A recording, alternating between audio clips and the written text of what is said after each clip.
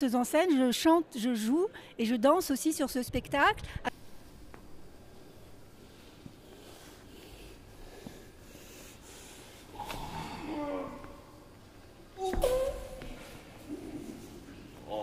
D'un affrontement entre le bien et le mal à travers un personnage qui est un peu le Méphisto de Faust, Il Diavolo. Mais non, enfin poète, cher poète, écoute-moi, ce n'est pas ça du tout. Te souviens de tout. Enfin, écoute ton souffle lyrique.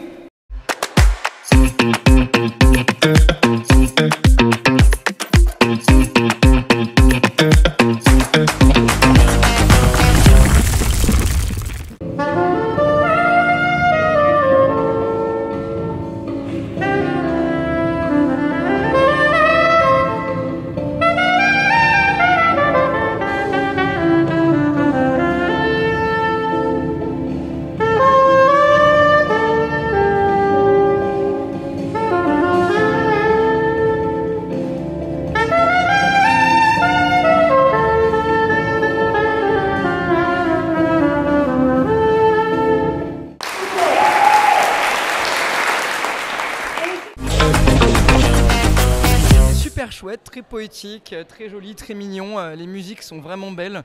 En même temps, si c'est des poètes qui les ont fait, je pense qu'on est à bonne école. Donc c'était vraiment très sympa. Un spectacle onirique, poétique, plein de bonnes choses et avec des acteurs et actrices très talentueux et qui sont très bons chanteurs en plus. Donc allez-y, ça vaut le coup. Malgré les circonstances atténuantes que certaines en fait ont pu vivre, en fait, c'est que des fois on peut malheureusement, parce qu'on n'a pas su ou on n'a pas été amené à nous apprendre aussi à savoir comment entrouvrir plus que ça en fait la porte de chez nous qui va nous permettre de nous lancer et de réaliser nos rêves, et bien du coup malheureusement nos propres frustrations, nos craintes, nos peurs, nos doutes en fait sont projetés donc auprès de nos enfants ou de notre entourage, parce qu'en voulant en fait les préserver, en fait on leur empêche autant pour moi en fait de se projeter et de tenter l'aventure et de se dire bon, peut-être que tu n'as pas réussi, mais moi aussi ça n'empêche que moi aussi en fait je peux y arriver en fait. Enfin moi aussi en fait je peux moi-même y arriver autant pour moi. Et donc je pense que c'est ça en fait à mon humble avis qu'il faut faire attention. C'est je pense ça aussi qui a été amené en fait à nous faire transmettre aussi comme message à mon sens. Et je pense qu'en fait il faut pouvoir en fait aller de l'avant, il faut pouvoir rêver, et il faut pouvoir se dire que l'impossible peut s'avérer possible. Et ça, il ne faut jamais oublier ça. Alors moi j'ai beaucoup aimé parce que ça nous emmène ailleurs, ça nous fait rêver à une période où on en a besoin, où on parle que de sujets compliqués qui font peur, d'angoisse. Ça nous fait rêver, ça nous donne de l'espoir. Et surtout, ce qui est important, c'est les gentils qui gagnent à la fin. Et ça c'est bien, les gentils qui gagnent, c'est pas toujours comme ça dans la vie, mais là c'est comme ça dans le spectacle et ça c'est chouette. Ça te fait mal dans ce monde si brutal. Pourquoi la morale est tant de misère? Pourquoi tant de guerre et tant de drames? Pourquoi tant de larmes et toutes ces armes? Oh, pense à toi, pense à toi, pense à toi. Pense à toi, pense à toi, pense à toi, pense à toi.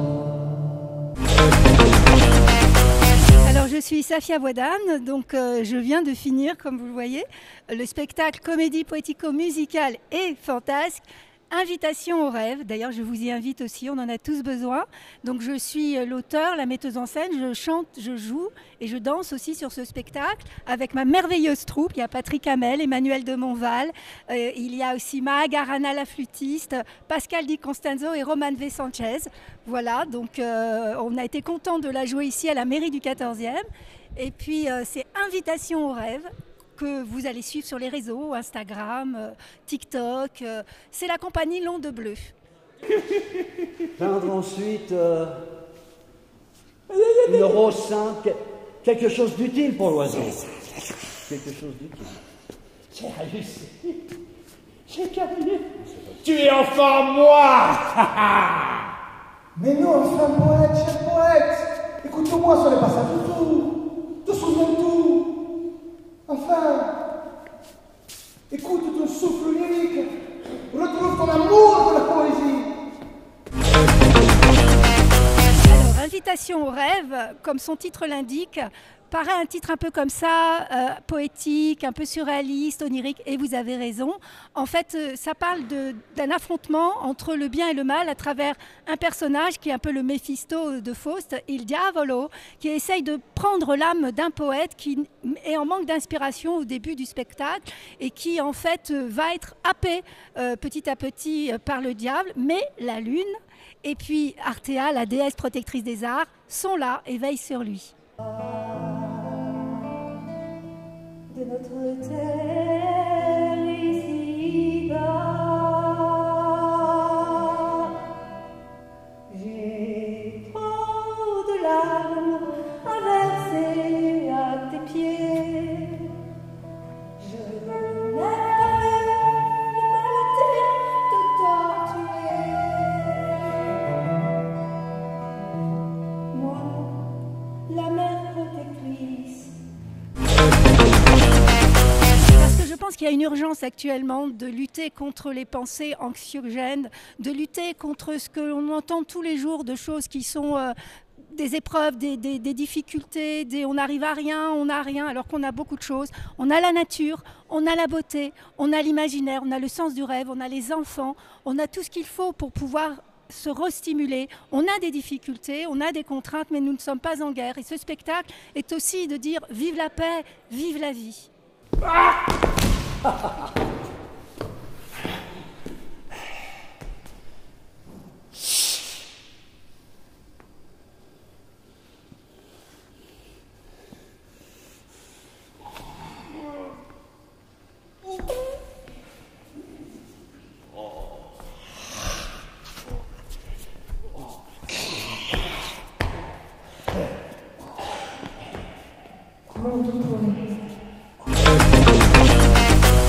Alors les réseaux sociaux, vous pouvez nous trouver sur Instagram, bien sûr, l'Onde Bleue Invitation au rêve.